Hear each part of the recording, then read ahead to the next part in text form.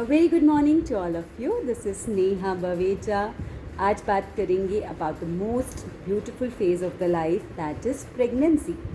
Females की life में एक बहुत ब्यूटीफुल फेज़ रहता है where she is actually giving birth to a new life, but she has to go through multiple issues at the same time during this 9-month period. So for her, this journey is not very easy. सबसे पहला issue जो most of the females face करती हैं during the initial 3 months, that is the first trimester of the pregnancy, is nausea, loss of appetite, weight loss भी रहता है. इसके अलावा पोस्ट 20 वीक्स ऑफ प्रेगनेंसी अगर वेट, डाइट और लाइफस्टाइल सही तरीके से नहीं चल रहा है तो गेस्टेशनल डायबिटीज़, शुगर लेवल का बढ़ना या प्री एक्लेम्सिया जिसमें high blood pressure during pregnancy भी बहुत कॉमन इशू देखा जाता है. बहुत से फीमेल्स को थायराइड रिलेटेड इश्यूज़ भी प्रेगनेंसी में हो जाते हैं, but after delivery they can easily recover from it. इसलिए इस स्टेज में हमें अपने खान पान का ध्यान रखना और अपने आप का ध्यान रखना बहुत ज़रूरी होता है. बॉडी के रिक्वायरमेंट कैलोरी वाइज अगर देखा जाए तो हार्डली 300 कैलोरीज़ का रिक्वायरमेंट हमारा जो है वो इंक्रीज़ होता है प्रेगनेंसी में, बट हमारी जो रिक्वायरमेंट है for different vitamins and minerals वो बहुत ज़्यादा बढ़ जाती है. जैसे आयरन है, कैल्शियम है, फोलिक एसिड है, इन सब की रिक्वायरमेंट हमारी बॉडी में बढ़ जाती है, जिसके लिए हम रेगुलर सप्लीमेंट्स भी स्टार्ट कर देते हैं. ऐसे में हमें कोशिश करनी चाहिए कि जो हमारा वेट गेन है, अगर हमारा वज़न नॉर्मल है तो हमारा total weight gain during the pregnancy should not go beyond 11 to 14 kgs, that is during the 9 month of the pregnancy.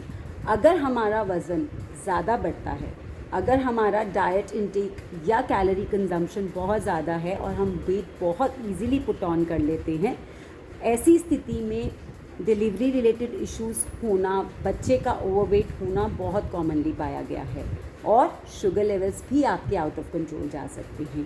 तो थोड़ी थोड़ी छोटी छोटी चीज़ें हैं जिन्हें हमें ध्यान रखना है और हम इस फेस को बहुत आसानी से निकाल सकते हैं. सबसे पहले कोशिश कीजिए कि आप छोटी मील्स लें, स्मॉल पोर्शन ऑफ मील्स लें एंड फ्रीक्वेंट मील्स लें. आइडली 5 मील्स जो हैं वो रिकमेंडेड हम करते हैं to a healthy individual. For pregnancy it can go up to 6 meals also, but the meal size should not be very huge. Sugar levels control रखने के लिए कोशिश करना चाहिए कि हम फाइब्रस फूड्स का कंजम्पशन बॉडी में अच्छा करें. ओट्स हैं, whole grain serials and pulses हैं, फ्रूट्स का कंजम्पशन है, सैलड्स का कंजम्पशन है, स्प्राउट्स का कंजम्पशन है, इसको हम अच्छे से करें. सॉल्ट इंटेक को थोड़ा सा नियंत्रण में रखें, बिकॉज़ प्रिजर्व फूड्स हैं, पैकेट फूड्स हैं या प्रोसेस फूड्स हैं जिसमें सोडियम का कंटेंट बहुत ज़्यादा रहता है, उसकी वजह से आपका ब्लड प्रेशर जो है वो इस दौरान बढ़ने के चांसेस रहते हैं. तो बहुत ज़रूरी है कि हम इन चीज़ों को कंट्रोल में कंज्यूम करें. अपने मील्स को बैलेंस रखिए. कोशिश कीजिए डाइट में प्रोटीन की मात्रा बहुत अच्छे से लें.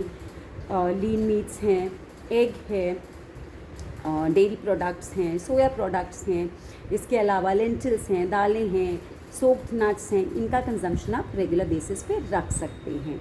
जब भी नट्स को कंज्यूम करें उन्हें एक रात पहले पानी में भिगो दें और नेक्स्ट डे मॉर्निंग में कंज्यूम करें. कोशिश करें कि कॉन्स्टिपेशन से अपने आप को बचा कर रखें और रात में सोने से पहले 1 ग्लास ल्यूकवार्म मिल्क आप कंज्यूम कर सकते हैं ताकि ये कॉन्स्टिपेशन का इशू आपको बिल्कुल ना हो.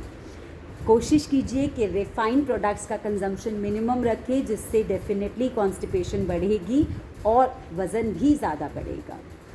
Eat healthy during pregnancy, and for any concerns related to pregnancy and pregnancy related diets, you can anytime connect to me.